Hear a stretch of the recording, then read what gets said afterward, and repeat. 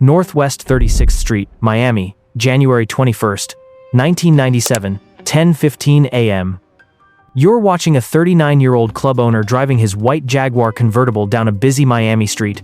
Gold chains glint in the sun, designer sunglasses. He looks like a man on his way to count last night's receipts, not someone about to become the central figure in one of the most bizarre federal cases of the decade. Sirens erupt behind him, unmarked SUVs swerve through traffic and box him in. Brakes scream, doors slam. Armed agents flood the street, weapons drawn, shouting commands. Ludwig Fainberg is dragged from the driver's seat and forced to the ground as stunned bystanders stop to watch. Federal agents accuse Fainberg of trying to broker one of the most audacious deals of the decade, the sale of a 300-foot Soviet Foxtrot-class submarine to the Cali Cartel for $35 million. A Cold War hunter, built to track NATO fleets, repurposed to smuggle 40 tons of cocaine under the Atlantic, invisible to radar, unstoppable by law. It's the climax of Operation Odessa, a multi-agency investigation stretching across 3 continents. To understand how this story began, we have to rewind decades, to a world far removed from Miami's sun-drenched streets. What kind of childhood turns a boy from Soviet stairwells into a man capable of trying to sell a Cold War submarine to a drug cartel?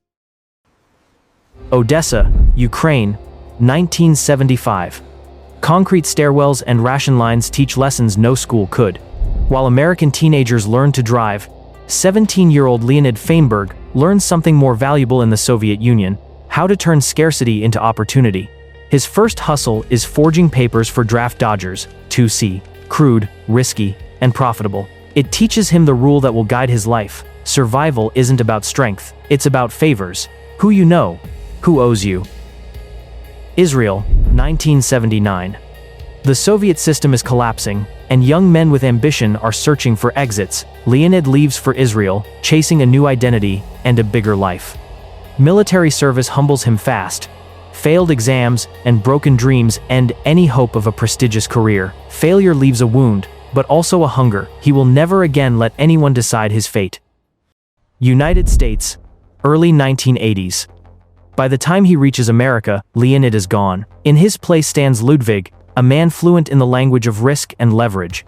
Brighton Beach offers connections and cash, but it's Miami that offers power. There, a chance night changes everything. A club in chaos, a manager arrested, and an owner desperate for someone who can keep the business and its dangerous clientele under control. Ludwig steps in, and soon, Tarzan is born. Within months, Porky's becomes more than a club. It's a meeting point where Russian mobsters, Colombian traffickers, and corrupt brokers do business in the open. Tarzan doesn't move drugs himself. He moves influence. And in 1990s Miami, influence is worth more than cocaine. But power always attracts attention. And one night, men in tailored suits will walk into Porky's with a request so outrageous it will make international headlines and turn a nightclub hustler into the center of an international criminal investigation. Porky's Club Miami, December 1994, 3:47 a.m.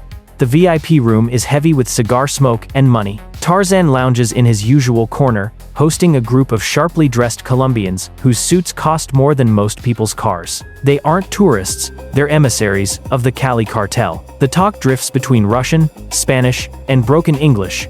Boats, planes, logistics. Then one of them leans forward with a request that freezes the room. They want a vessel that can move 40 tons of cargo from Colombia to the United States completely undetected. Price is no object. Tarzan laughs until he sees no one else is. The $35 million they mention is real, and so is their desperation.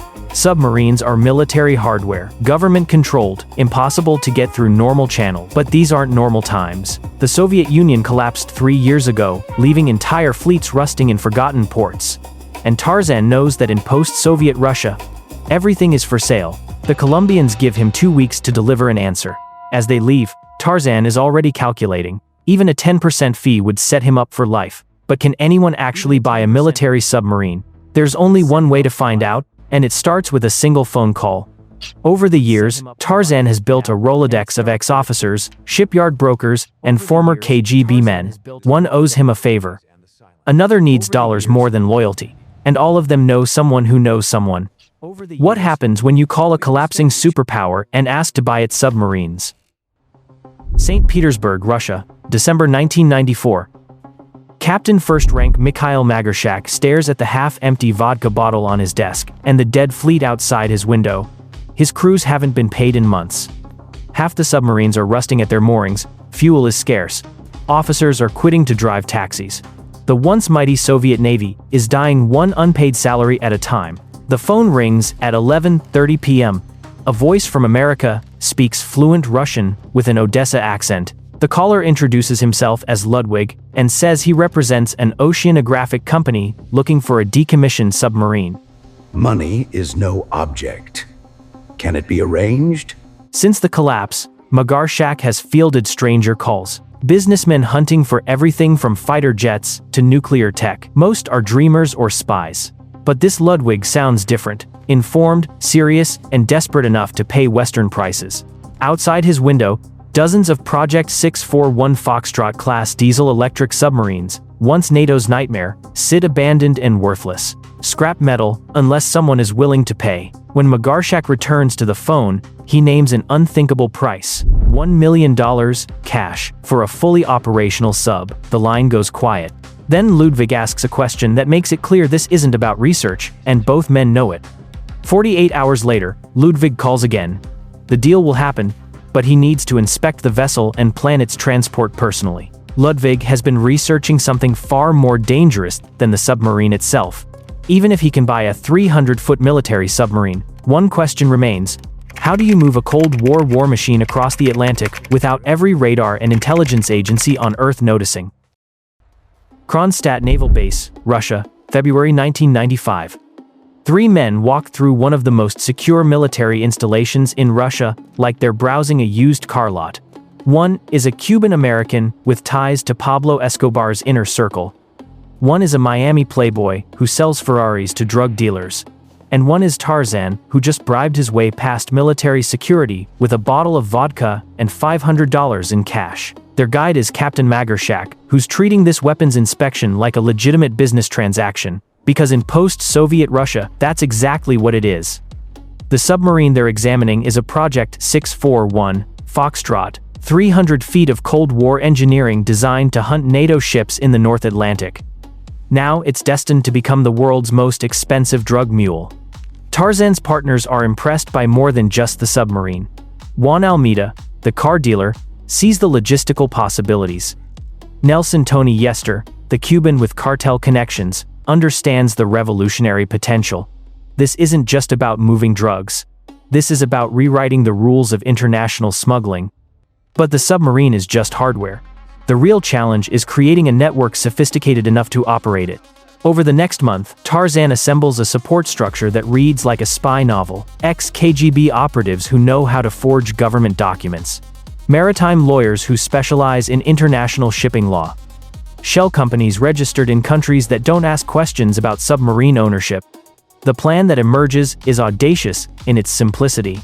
The submarine will be sold as surplus military equipment to a legitimate research organization. It will be refitted at a shipyard in Africa or South America, far from prying eyes. The cargo compartments will be modified to carry cocaine instead of torpedoes. Once operational, the submarine will rendezvous with Colombian supply vessels in international waters, load its cargo, and approach the American coast completely submerged. The drugs will be transferred to waiting speedboats through the torpedo tubes, just like launching weapons. On paper, it's foolproof. Submarines are virtually invisible to radar and satellite surveillance. The Coast Guard has no defense against a threat they've never encountered. A single successful run would pay for the entire operation 10 times over. But foolproof plans have a way of attracting the attention of very smart people, and some of those people work for agencies that don't appreciate creative thinking in the international arms trade. And one of those alerts just landed on the desk of a DEA agent who specializes in impossible cases and is about to launch an operation that will change everything. Operation Odessa. DEA Headquarters, Arlington, Virginia, March 1995. A Russian-speaking undercover agent studies a transcript that sounds like fiction. An American trying to buy a Soviet submarine from Russian naval officers and planning to weaponize Cold War technology for the cocaine trade. 6 months ago, this would have been ignored, but the man behind the calls is Ludwig Tarzan Fainberg, and the DEA has tracked him for nearly 2 years. His Miami club, Porky's is no ordinary club. It's a meeting point for Russian mobsters, Colombian cartel lieutenants, arms brokers, and launderers. Fainberg's name appears in extortion and weapons cases, and his growing ties to the Cali Cartel trigger deeper scrutiny. The submarine talks change everything. This isn't just drugs, it's national security. Within 48 hours, the case becomes a multi-agency task force. DEA, FBI, the Coast Guard, even the CIA join forces. They give the investigation a name: Operation Odessa, a nod to Fainberg's birthplace and the global scope of what's unfolding. Surveillance expands: 6 undercover agents, 10 informants, wiretaps across 3 countries, electronic tracking of money, travel, and shipping. At the center is a Russian-speaking operative building a cover identity: Sasha, a businessman with ties to corrupt officials in the former USSR. Their first meeting is staged at Babushka, a Russian restaurant on Collins Avenue. Within weeks, Sasha has an open invitation to Porky's and access to Tarzan's inner circle. What Tarzan sees as a powerful new ally is, in fact, the DEA's best vantage point inside his network. Every call, every meeting, every word is documented. What began as a wild rumor is now hard evidence of an international conspiracy. But the closer Sasha gets, the greater the risk. If Tarzan suspects surveillance, someone will die. And if the task force waits too long, a Soviet submarine might actually change hands. Porky's, Miami, August 1995. The VIP booth where millions in dirty money changed hands now feels different, colder, heavier. Tarzan and Juan Almeida, the Miami luxury car dealer who helped negotiate the submarine deal, sit across from each other, drinks untouched, words measured. Months into the plan, success should feel close. Instead, it feels dangerous. The problem isn't the cartel's money. They've already advanced $10 million. It isn't the Russians. They're ready to sell a decommissioned Foxtrot-class sub. The problem is trust. And it's cracking. Almeida breaks the silence first. Who exactly is this Sasha? He asks, meaning the Russian businessman Tarzan brought into the circle. It's not an accusation, but it lands like one. Because Sasha is always there, always has an answer, always knows the right people, and somehow, he never asks for money up front. Other members of the network start voicing the same unease. Why do Sasha's contacts cooperate so quickly? Why does he always steer the conversation toward technical details, cargo capacity, routes, refit schedules? Why does he want everything on record? Paranoia spreads like smoke. Tony Yester, the Cuban fixer with cartel ties, demands new security measures, encrypted phones, separate communication lines, multiple layers of compartmentalization.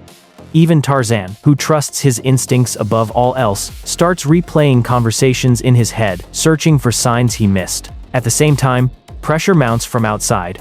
The cartel is impatient. They want progress, not excuses. The Russians want the balance of their payment.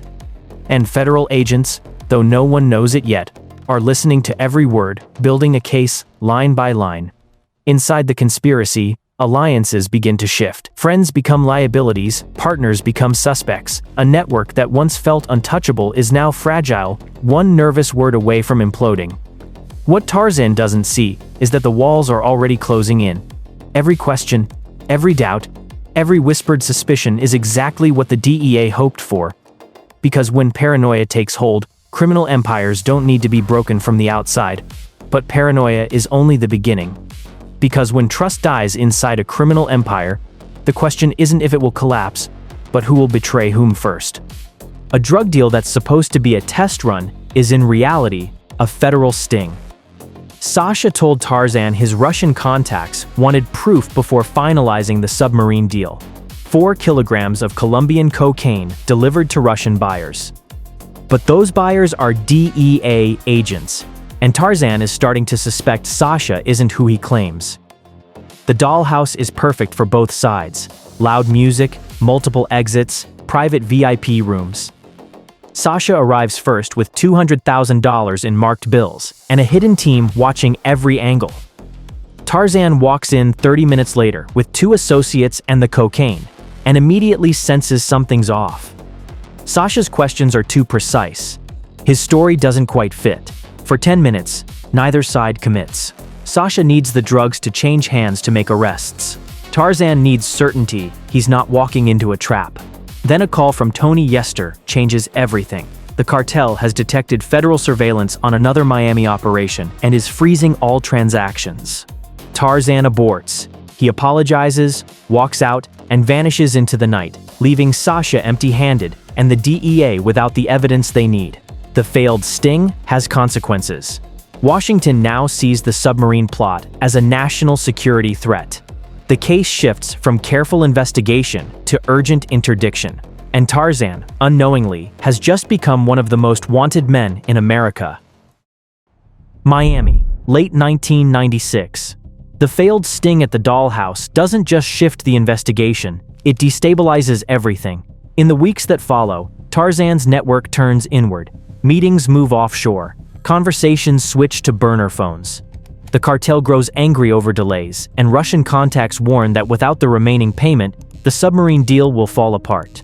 What once looked unstoppable now feels fragile. Under mounting pressure, alliances begin to crumble. Key intermediaries disappear. Some flee abroad, others simply stop answering calls. Russian officers go silent. Cartel emissaries demand progress that Tarzan can't deliver. Even his closest partners quietly prepare their exits, sensing the walls closing in. DEA Command Center, Miami, January 1997. By now, Operation Odessa has become one of the largest organized crime investigations of the decade. Surveillance photos and transcripts cover the walls. 15,000 hours of wiretaps have been distilled into a story that reads like a Cold War thriller. Russian officers taking bribes, cartel money flowing through offshore accounts, and Americans negotiating the purchase of a Soviet submarine for cocaine smuggling. But the case is fragile. With major players missing, prosecutors worry about proving conspiracy in court. Tarzan himself grows more cautious, changing cars and phones, altering his routines. He's harder to track, but still in Miami. Washington makes the call. It's time to move. The submarine plot has gone far enough to justify prosecution. Dozens of federal charges are prepared. Arms trafficking, conspiracy, money laundering, racketeering, each carrying decades in prison.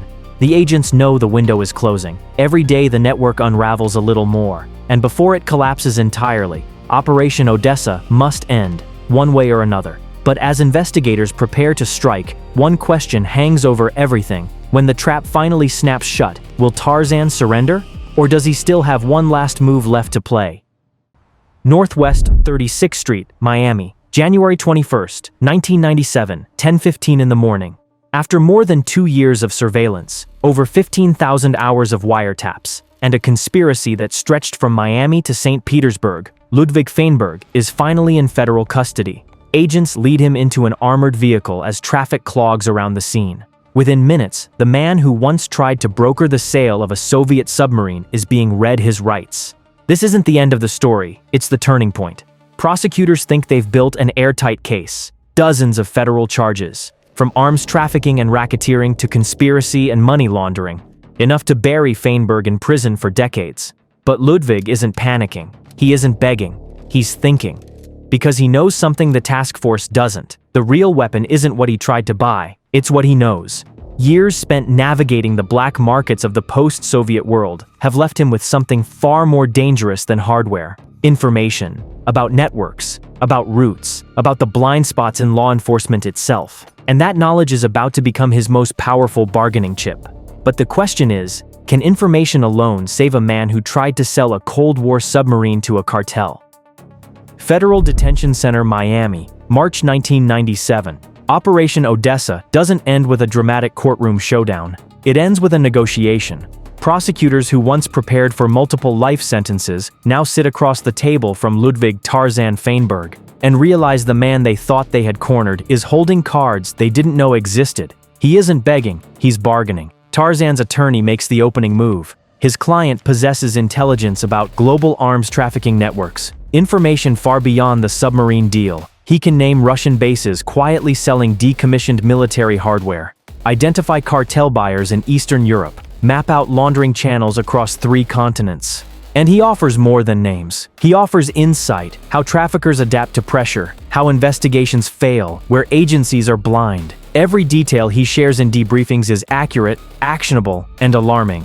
The picture that emerges is bigger than Tarzan, bigger than submarines. It's a snapshot of a new, post-Cold War criminal order. Faced with that reality, prosecutors pivot. A deal takes shape: 33 months in federal prison, cooperation on ongoing investigations, testimony against former associates, and permanent removal from the United States after release.